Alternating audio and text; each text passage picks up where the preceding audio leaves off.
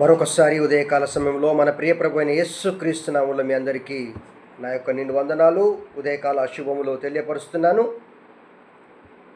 నిన్నటి దినాన ఆదికాండము 42వ అధ్యాయము మొదటి నుంచి 3 వచనాలు మనం అక్కడ చదువుకున్నాం. అక్కడ చదివిన లేఖన భాగాల్లో యాకోబు ఐగుప్తులో ధాన్యం ఉన్నదని తెలుసుకున్నప్పుడు తన 10 మంది కుమారులను పిలిచి, మీరు ఎలా ఒకరి ముఖం ఒకరు చూస్తున్నారు, మీరు వెళ్ళి ఐగుప్తు నుండి ధాన్యం కొనుక్కొని రండి అని తన 10 మంది కుమారులకు యాకోబు సెలవిస్తాడు. అంటే 10 మంది ఎవరంటే యోసేపు అన్నలు.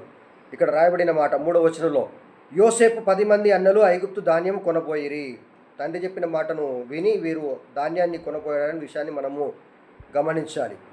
ఇక్కడ తల్లిదండ్రుల యొక్క పక్షపాతము అనే విషయాన్ని గురించి మనం ఆలోచన చేస్తున్నాం కనుక ఇక్కడ తండ్రి ఆలోచన చేస్తున్నాడో 4వ వచనంలో మనము ఆలోచన చేద్దాం. ఇక్కడ 4వ వచనంలో రాయబడిన మాటను మనం చదివినట్టయితే, అయినను ఇతనికి హాని సంభవించునేమో అని యాకోబు యోసేపు తమ్ముడగు బెన్యామీను అతని అన్నలతో పంపినవాడు కాడు. యోసేపు తమ్ముడగు బెన్యామీను అన్నలతో పంపినవాడు కాడు. అంటే యోసేపు అన్నలు 10 మంది ధాన్యం కొనడానికి ఐగుప్తు దేశానికి వెళ్ళారు. వారితో పాటు ఈ చిన్న కుమారుడైన బెన్యామీను తండ్రి అయిన యాకోబు పంపలేదు.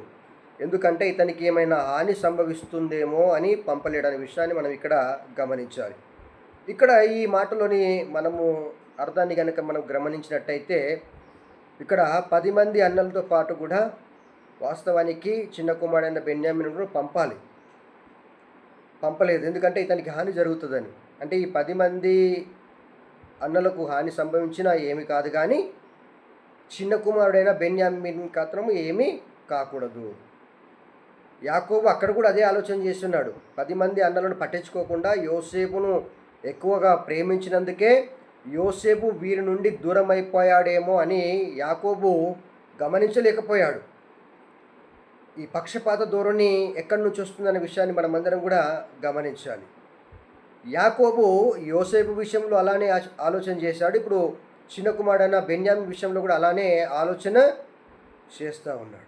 కాబట్టి ఈ తండ్రి యొక్క ఆలోచన ఎలా ఉందంటే, ఈ 10 మంది ఏమైనా పర్వాలేదు, కానీ చిన్న కుమారుడైన బెన్యామీను మాత్రము క్షేమంగా ఉండాలి అని తండ్రి యొక్క ఆలోచన.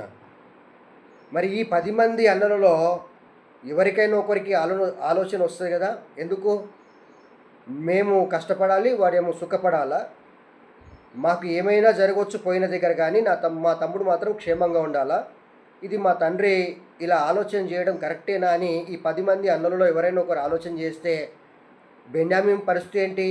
యోసేపు లాంటి పరిస్థితి